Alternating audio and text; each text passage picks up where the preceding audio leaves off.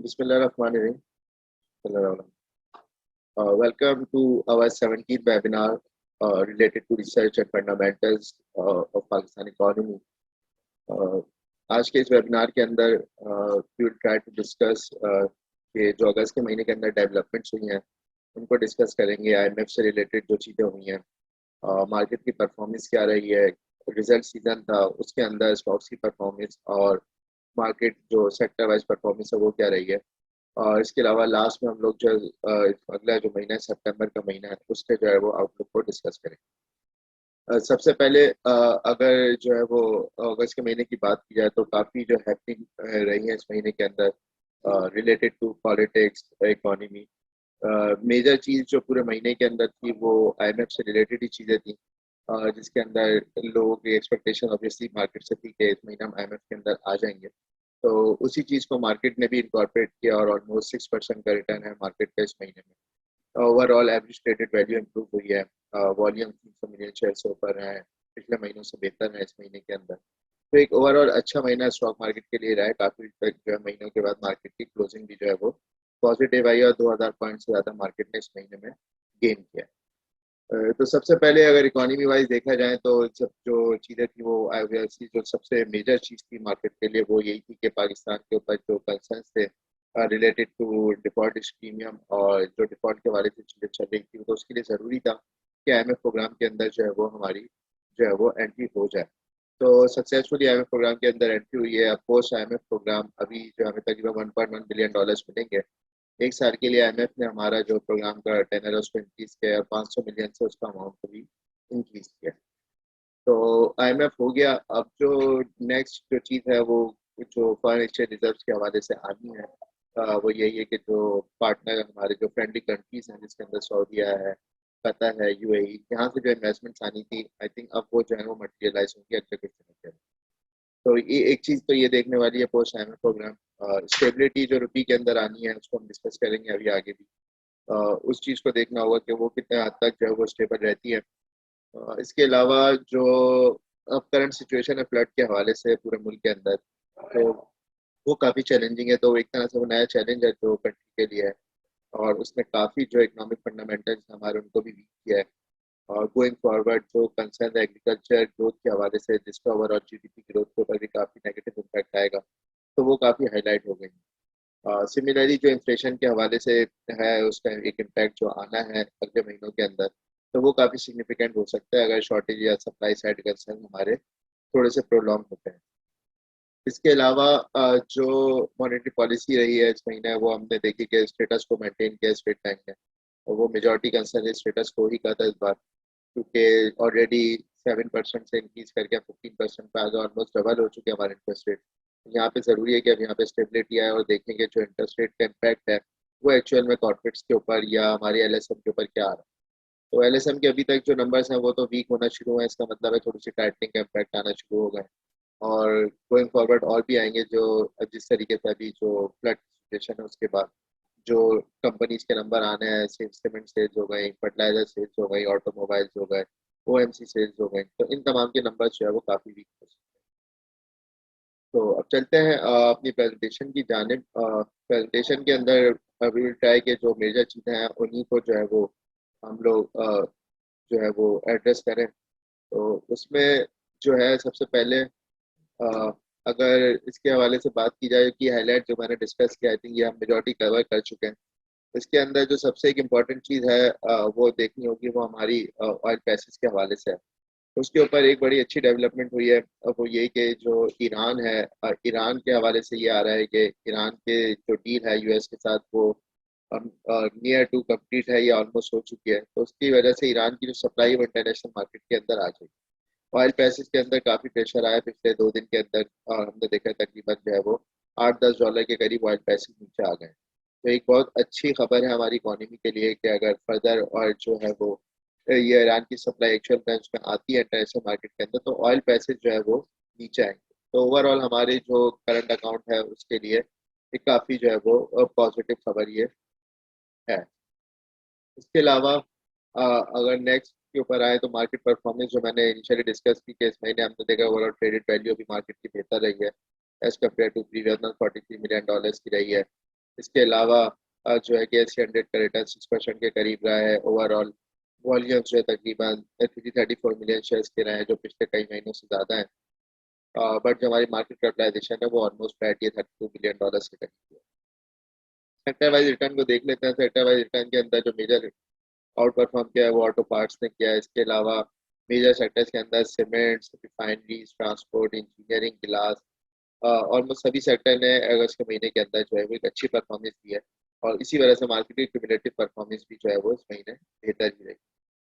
Commodity की तरफ आए, ऑयल प्राइसेस के हवाले से मैंने डिस्कस कर लिया ऑलरेडी कि ऑयल जो है वो फर्दर नीचे आ सकता है गोइंग फॉरवर्ड, जैसी ये सप्लाई आती है तो एक सेंटीमेंट वाइज भी ऑयल के लिए नेगेटिव होगा। दूसरा, जो टाइटनिंग चल रही है फेडरल फेड की जानिब से भी और दुनिया भर के जो सेंट्रल बैंक्स हैं अभी फिलहाल टाइटनिंग के मूड में ही है, तो उसकी वजह से भी कमोडिटीज़ के ऊपर एक प्रेशर रहेगा।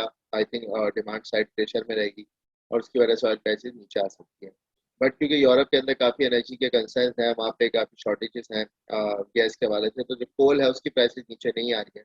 कोल प्राइसेस स्टिल जो है वो हाई है और it will remain elevated in the upcoming months because of shortage of natural gas. तो कोल प्राइसेस नीचे नहीं आ रही, बट ये इतना बड़ा कंसर्न नहीं है हमारे लिए, क्योंकि अब हमारे पास जो अल्टरनेट सोर्स है हमारे साथ, वहाँ से हम कोल इम्पोर्ट कर रहे हैं। तो बहुत बड़ा कोई कोल की वजह से हमारे ऊपर एनर्जी मिक्स के ऊपर इम्पैक्ट नहीं आएगा और सेक्टर्स के ऊपर भी आई थिंक कोई बड़ा इम्पैक्ट नहीं आएगा, क्योंकि अच्छी हाइडल से भी जनरेशन हो रही है इलेक्ट्रिसिटी की। तो कोल की प्राइसेस बढ़ने की वजह से हमें कोई इतना बड़ा नेगेटिव इम्पैक्ट नहीं आना, बट ऑयल नीचे आने की वजह से काफ़ी जो है वो पॉजिटिव साइड के ऊपर हमारे इस पर इम्पैक्ट आएगा। इन्फ्लेशन की बात की स्टार्ट के अंदर, इन्फ्लेशन के लास्ट मंथ का नंबर हमने देखा था 25% के करीब आया था। इस महीने भी इन्फ्लेशन के नंबर्स जो कल अनाउंस होने हैं वो 27% के अराउंड आएंगे।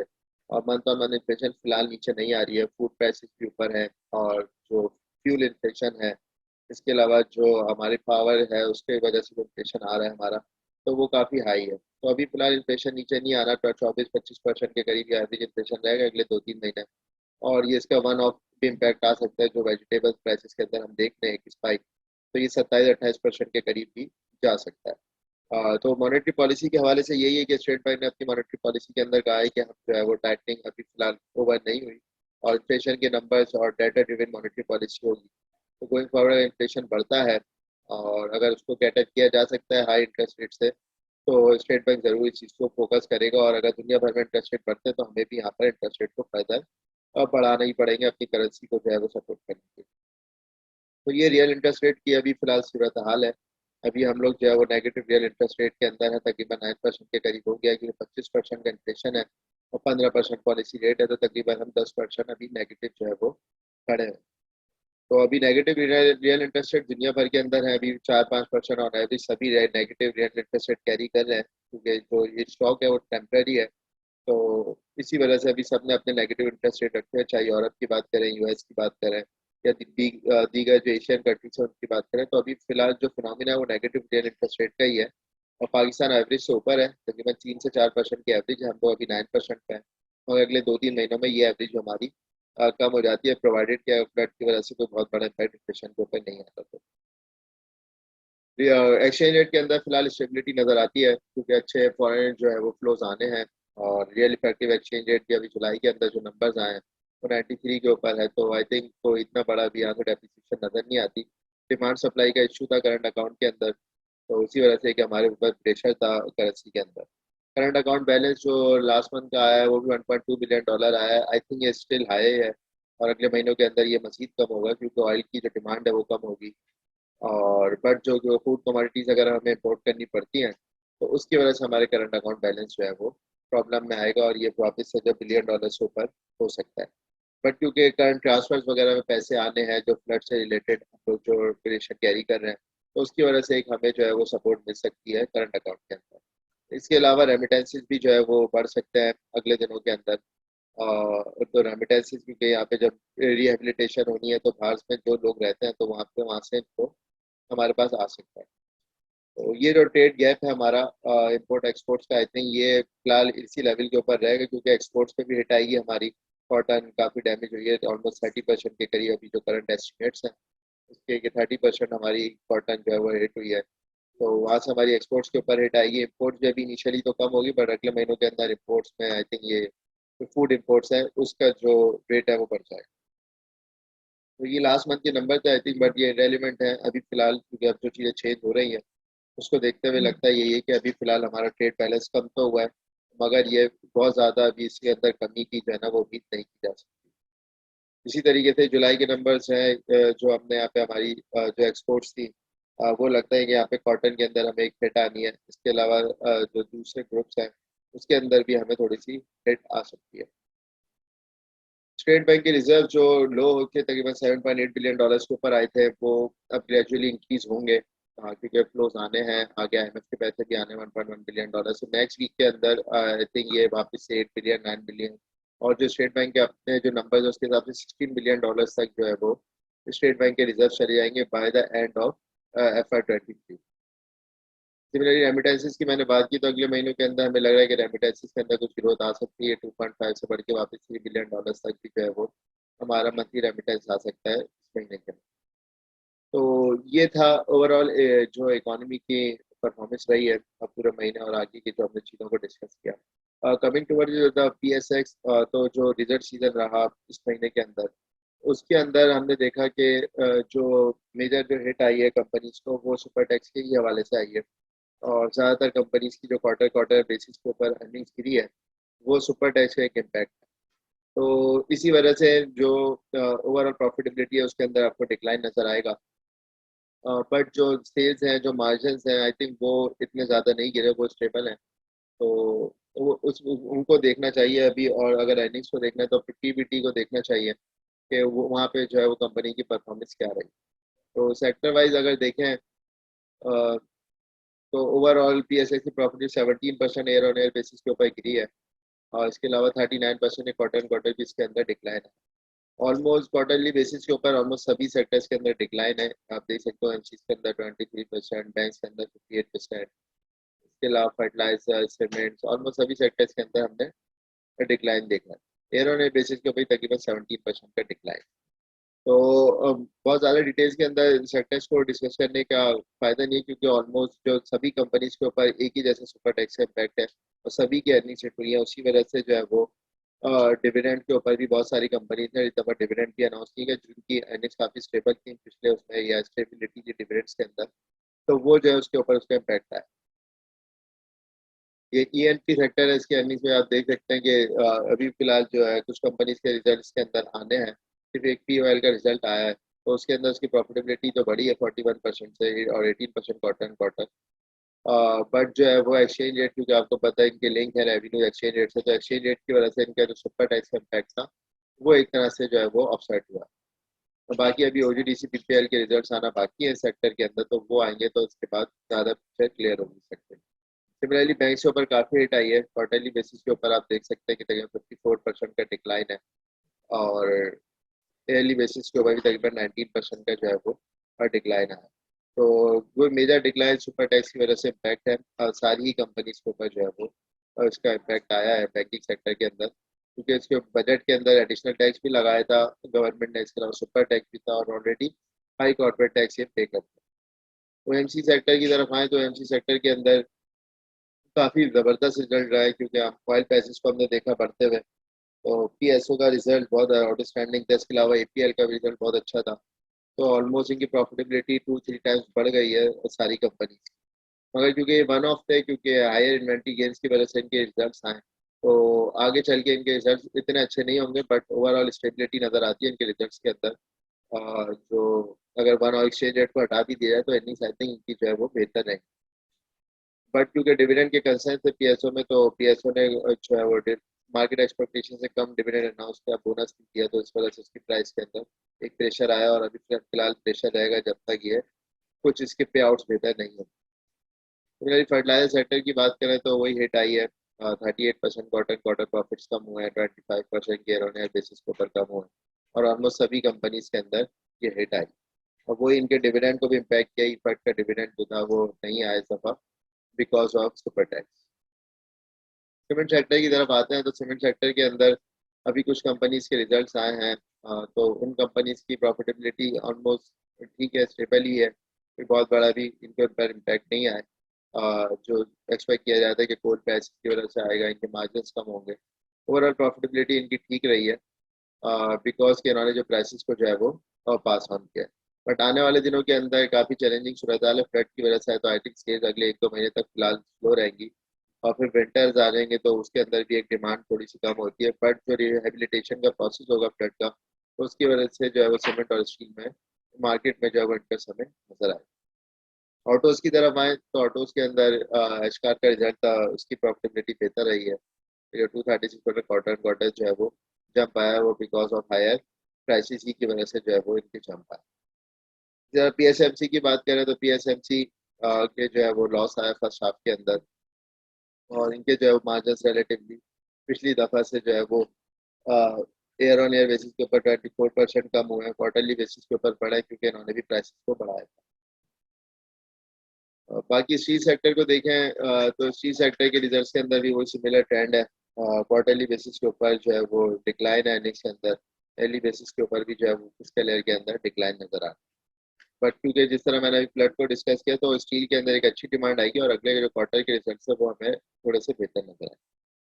तो सम अप करें तो ये सारे फैक्टर्स थे, रिजल्ट सीजन भी था, आईएमएफ प्रोग्राम भी था, स्टेटस को स्टेट बैंक ने रखा, कमोडिटी प्राइसेस थोड़ा सा नीचे आए, तो मार्केट एक सेंटीमेंट अच्छा रहा अगस्त के महीने के अंदर और मार्केट ने एक अच्छे रिटर्न दिए। बट गोइंग फॉरवर्ड जो सितंबर का महीना है, अगर उसके आउटलुक को डिस्कस करें तो सबसे पहले ऑब्वियसली जो फ्लड सिचुएशन है कंट्री के अंदर, वो एक सबसे बड़ा मार्केट का इस टाइम जो है वो की फैक्टर है कि लोग उसके जो लॉसेज है उसको एस्टिमेट कर रहे हैं अभी फिलहाल के, उसका क्या हो सकता है सेक्टर के ऊपर इम्पैक्ट, ओवरऑल कितना टाइम लग सकता है इस चीज़ को सही होने में, और कितना जो है वो डोनेशन गवर्नमेंट कलेक्ट कर पा सकती है, क्योंकि फिस्कल चैलेंजेस अपनी जगह पे है, अंडर आईएमएफ प्रोग्राम आपने अपने जो डेफिसिट है उसको कम करना है। बट हो सकता है एडिशनल कोई फंडिंग आए आईएमएफ से हमें, जिस तरीके से कोविड के अंदर आई थी, तो अगर फ्लड के हवाले से भी कोई एडिशनल फंडिंग करता है तो वो मार्केट के लिए एक बहुत अच्छा ट्रिगर होगा। इसके अलावा स्टेट बैंक के जो रिजर्व्स हैं वो बेहतर हो सकते हैं, आईएमएफ से पैसा अगले कुछ दिनों के अंदर आई थिंक आ जाएंगे, उसके बाद जो फ्रेंडली कंट्रीज हैं आई थिंक उनसे भी पैसे आना। बट जो इन्फ्लेशन है और जिसका हमने देखा वो अभी फिलहाल एलिवेटेड ही रखती है, इस तरह इस महीने की एक्सपेक्टेशन है 26-27% के करीब इन्फ्लेशन का नंबर होगा, और अगले 2-3 महीने में फ्लड की वजह से भी इन्फ्लेशन ऊपर ही आएगा। बाकी करंट अकाउंट जो है वो नंबर्स देखने वाले होंगे, क्योंकि इंपोर्ट्स के ऊपर भी इम्पैक्ट आ रहा है, एक्सपोर्ट्स के ऊपर भी इम्पैक्ट आ रहा है, तो करंट अकाउंट डेफिसिट पे करीब करीब अभी फिलहाल इस महीने तो $1 बिलियन का ही नजर आता है। जो सितंबर का महीने को इससे कम होना करंट अकाउंट का थोड़ा सा मुश्किल है। तो आई थिंक सितंबर के अंदर जो फोकस होना चाहिए, एक तो ग्लोबल जो कमोडिटी प्राइसेस उसको देखने चाहिए, और इंटरनेशनल मार्केट्स और पाकिस्तान में फ्लड की जो सिचुएशन है उसको देखना चाहिए। तो अगले महीने में कोई खास बड़ा ट्रिगर नहीं होगा, सितंबर के अंदर रिजल्ट सीजन ऑलमोस्ट हो चुका है, कुछ 20% ऑलमोस्ट रिजल्ट्स रह गए जो आने हैं। तो उसके बाद जो है वो वहाँ से पता चलेगी, जो है वो क्लियर सिचुएशन जो है वो फ्लड के ऊपर ही डिपेंड करती है। जो मॉनेटरी टाइटनिंग है वो लगता है फिलहाल अभी कंटिन्यू रहेगी, तो मार्केट में जो एक वॉल्यूम्स आए थे वो इस महीने लगता है कि रिलेटिवली वॉल्यूम्स कम होंगे पिछले महीने से, और मार्केट अगस्त के महीने में ज़्यादा बेहतर परफॉर्म की थी, सितंबर के अंदर में ज़्यादा चैलेंजेस हैं, पॉलिटिकल भी कुछ चीज़ें हो सकती हैं। तो आई थिंक थोड़ा सा जो है ना कॉशियस रहना चाहिए मार्केट के अंदर सितंबर के महीने के अंदर, और वेट एंड सी करना चाहिए जो इकोनॉमिक फ्रंट पे चीज़ें हो रही हैं जिनको हमने जिक्र किया, या फ्लड के वाले से जो चीज़ें होनी है, तो उन चीज़ों को देखते हुए फिर जो है वो नई पोजीशन मार्केट के अंदर बिल्डअप करनी चाहिए। तो ये था हमारा ओवरऑल व्यू। बाकी जो आपकी क्वायरीज हैं, आई थिंक बहुत सारी जो चीज़ें थी वो हमने वैसे ही एड्रेस कर ली हैं। फर्दर आपकी जो भी क्वायरीज हैं वो आप इस मेल एड्रेस पे भेज सकते हैं, research@securities.com, और इंशाल्लाह नेक्स्ट वेबिनार के अंदर हम उसको ज़रूर डिस्कस करेंगे। और ये यही था अब तक के लिए, thank you very much, see you next one.